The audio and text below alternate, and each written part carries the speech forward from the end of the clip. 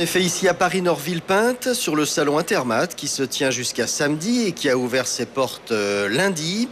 C'est l'un des plus grands rassemblements de la planète et nous vous le faisons découvrir depuis lundi matin sur Autoroute Info en compagnie de Florent Collange qui co-présente le programme avec moi. Bonjour Florent. Bonjour Philippe. Cette exposition ouverte au public et même à tout public puisqu'on croise de nombreux enfants dans les allées de ce salon est l'un des plus grands rassemblements de la planète consacré au matériel et technique pour les industries de la construction et des matériaux. 200 000 visiteurs attendus jusqu'à samedi, près de 1400 exposants déployés sur 375 000 mètres carrés d'exposition intérieure et extérieure.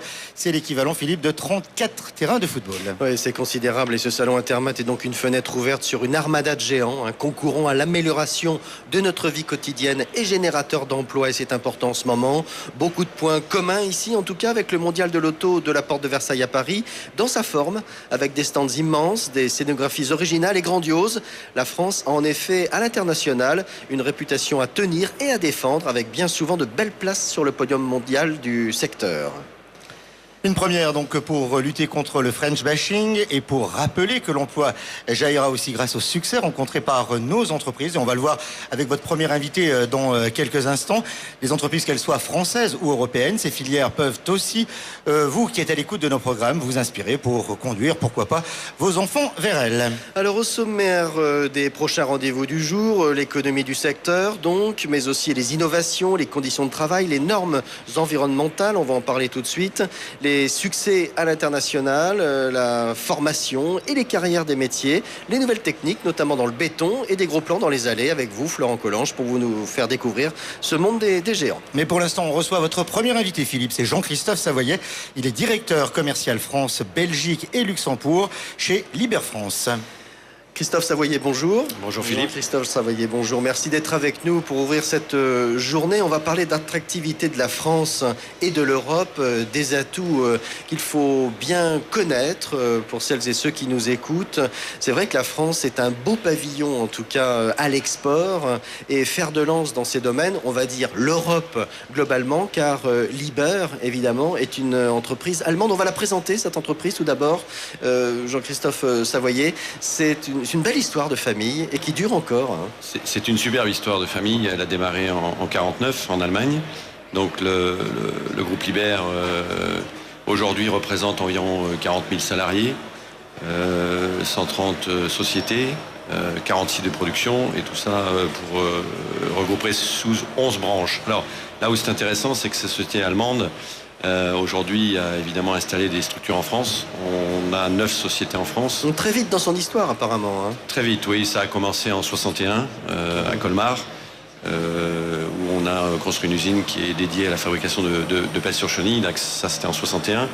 Ensuite, évidemment, la compétence de la France, elle s'est élargie, puisqu'aujourd'hui, on a aussi une entité qui fabrique des pelles minières, des machines qui font jusqu'à 800 tonnes. Ouais, vous êtes d'ailleurs l'inventeur de l'excavateur, la plus grosse pelleteuse du monde, qui fait 800 tonnes. Tout à fait. On peut la voir en image d'ailleurs sur le web, c'est considérable. En gros, avec un godet, on remplit un dumper, qui sont ces immenses camions de carrière. Ça fait 45 mètres cubes, c'est énorme. Là où c'est intéressant, c'est que ce type de machine, on n'en vend pas en France. C'est-à-dire qu'on a une structure qui construit ça, on utilise les compétences françaises, l'ingénierie française, pour une machine qui est finalement exportée dans le monde entier. Donc ça, c'est la partie Colmar. Et puis on a aussi une structure, une entreprise de production à Toulouse dédiée aux équipements dans l'aéronautique. Voilà. Donc ce qui a lancé en tout cas Liber, c'est, et on l'a vu hier avec un très beau direct sur le sommet de la grue à Tours, mobile, qui d'ailleurs vient de recevoir la médaille d'or catégorie équipement et accessoires grâce à cet ascenseur qui va permettre enfin aux grutiers, 5000 grutiers montent dans les grues en France tous les matins, l'équivalent de 15 étages environ, nous disait votre collaborateur hier sur cette antenne. Et il y a un ascenseur maintenant qui va pouvoir les monter. Alors ça donne un peu l'idée de cette grande entreprise que vous êtes. Vous vous occupez plus des machines au sol, on va dire, des pelleteuses. Comment se porte le marché en ce moment ? Alors aujourd'hui, le marché est assez difficile, l'activité est assez faible, donc les affaires sont très très dures. Tout s'est compliqué à partir de 2009 pour vous? Oui, alors évidemment, il y a eu une crise crise en 2009 qui était assez violente, puisque 2007-2008 ont été des années fortes. Donc la chute a été importante, c'est reparti un petit peu, et là, depuis un an, c'est compliqué. Alors, quel intérêt pour vous, entreprise internationale, mondiale, d'être présent sur Intermat, ce salon de toutes les filières, des matériels et techniques autour des travaux publics et du bâtiment? Écoutez, Intermat fait partie des 3 salons importants dans le monde concernant cette branche. Il est évidemment en France, nous sommes... on va dire franco-allemand, si on peut dire ça comme ça. Pour nous, c'est une belle image, une belle vitrine, et c'est indispensable d'être là et de pouvoir recevoir nos clients. Et vous y êtes fidèle? Ça veut dire que ça vous amène quand même un volume d'affaires ou des relations importantes avec et tous ces clients dont vous disposez, des prospects, comme on dit, de futurs clients, et puis aussi des public relations, quoi. C'est un show, quelque part ici. Alors pour nous, c'est extrêmement important. La preuve, c'est qu'on y est depuis le premier jour d'Intermat, c'est-à-dire en 85, premier Intermat. On était également présent. Avant, ça s'appelait...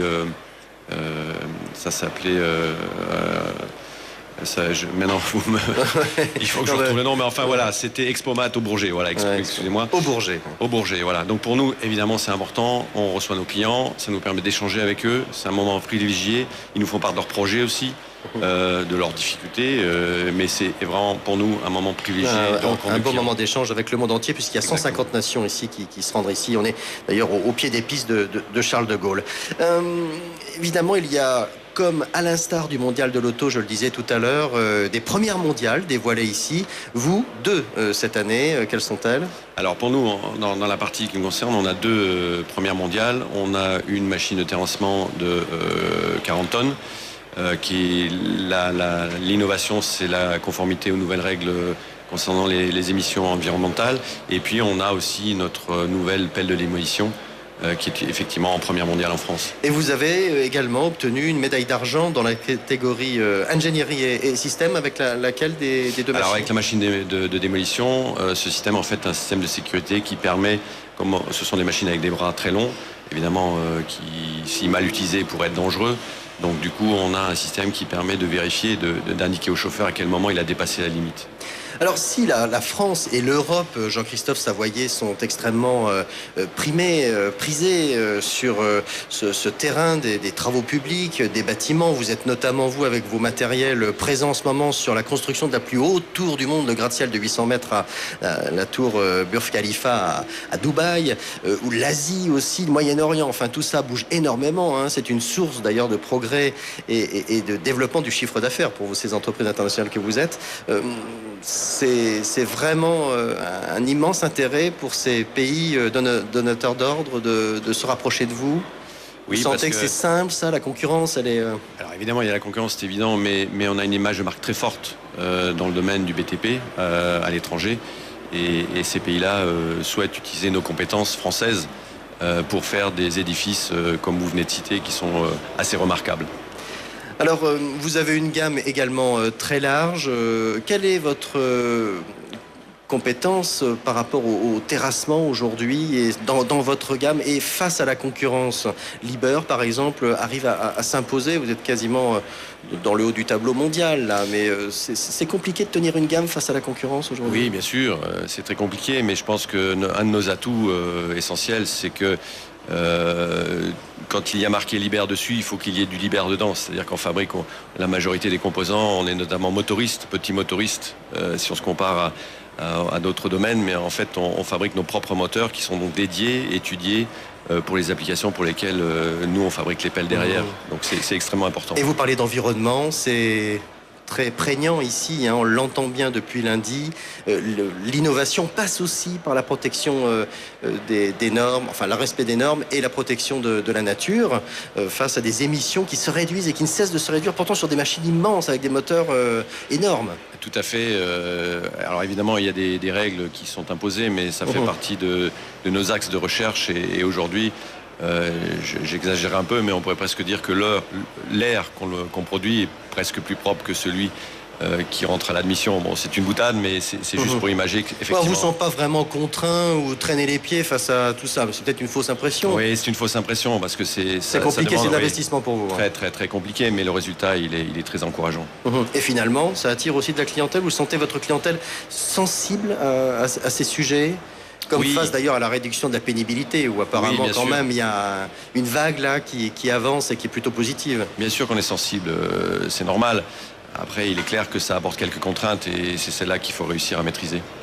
L'attractivité de la France donc sur ce marché et de l'Europe avec l'exemple Liber. Jean-Christophe Savoyer, merci beaucoup d'avoir ouvert cette journée avec nous et pour toutes ces informations qui sont intéressantes. Je vous rappelle que ce salon est public en outre et que les enfants peuvent ici, autour des pelleteuses, des bulldozers et autres grues peut-être, trouver leur vocation, pourquoi pas. Et d'autant que ce sont les vacances scolaires en ce moment en Ile-de-France, zone C, et que ce salon est ouvert jusqu'à samedi. Merci beaucoup. À suivre à partir de 10h45 la poursuite de cette journée spéciale consacrée à ce salon Intermat. Et nous nous pencherons cette fois justement, on en parlait à l'instant, mais on approfondira le thème sur les nouvelles les normes écologiques et le développement durable qui gagnent les secteurs du BTP.